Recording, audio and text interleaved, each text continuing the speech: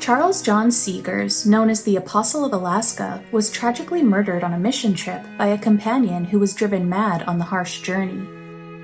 He was born in Belgium in 1839. His family was made up of prosperous merchants, but he dreamed of becoming a missionary priest, despite his frail health. He was ordained at the age of 23 and moved to Vancouver Island, British Columbia, in Canada. He impressed everyone with his piety, his work ethic, and his love for children.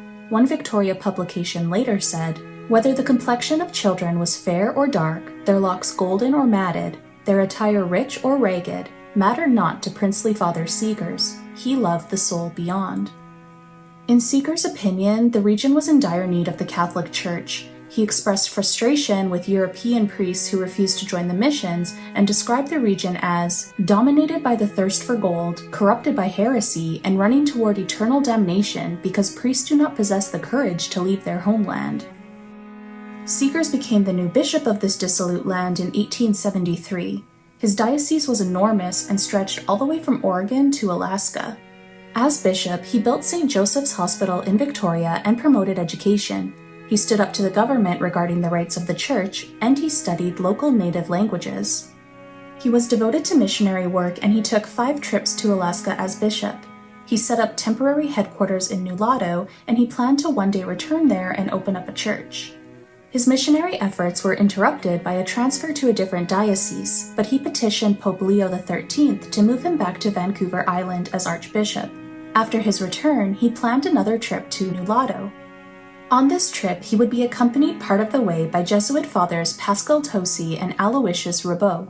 The 2 priests would later become renowned for their work in Alaska.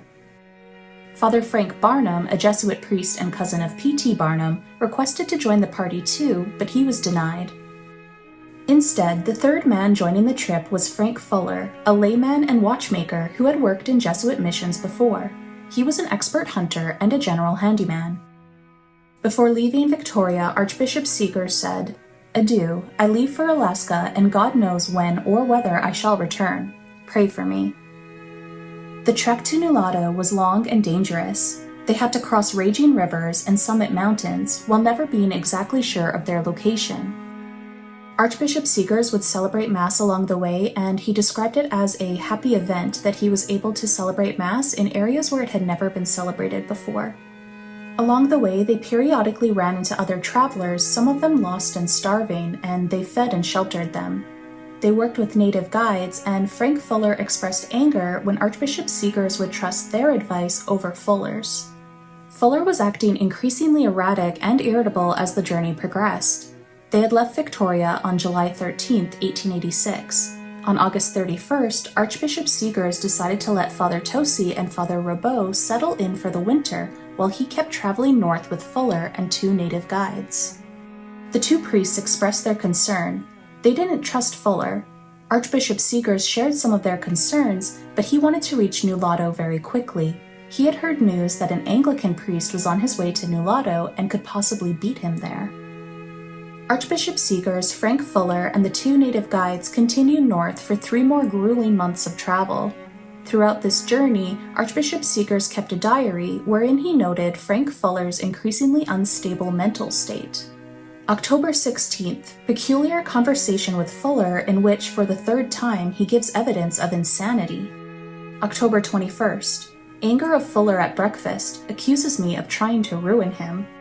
November 12th, Fuller accuses me of refusing to teach him the Russian language. November 21st, Fuller asks me why I sent an Indian ahead of him to burn up our sleigh and himself.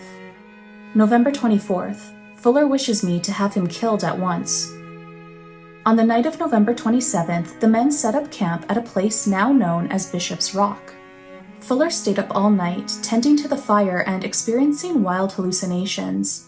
On the morning of November 28th, he went to the Archbishop's bed and said, "Bishop, time to get up."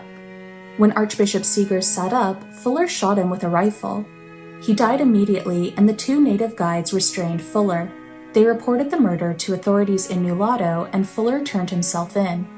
According to an Alaskan judge, Fuller later said that he was in constant apprehension that the Archbishop intended killing him upon the first opportunity, and to prevent his own death in that way, he had taken the Archbishop's life. Fuller was almost lynched by Alaskan natives and local miners who had all knew and loved Archbishop Seghers. Cooler heads prevailed though, and transport back to Victoria had to now be arranged for Bishop Seghers' body and for Frank Fuller. Interestingly, the captain who volunteered for the task was Michael Healy, a member of the famous Catholic Healy family. The Healy family was a mixed-race Catholic family with many prominent members who mostly passed as white. Michael Healy was the first American with African heritage to command a U.S. government ship. His brother James was the first African-American priest, his brother Patrick was the first African-American Jesuit, his brother Alexander was a priest as well, and their sister Eliza was the first African-American abbess, though most of them passed as white in their daily lives.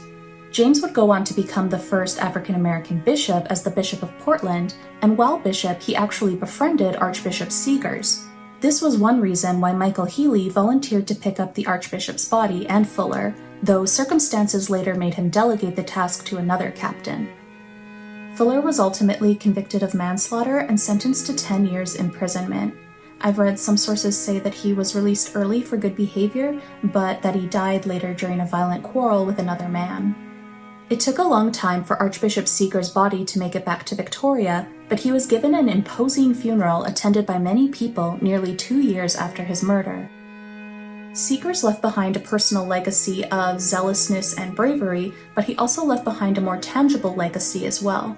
Throughout his time as Archbishop, he amassed an enormous collection of books. He was known to say that a bishop without books is like a soldier without weapons, and he certainly had a lot of them. After his death, the diocese added to his collection, and it grew to house 4,000 rare and old volumes covering religious, philosophical, and scientific topics.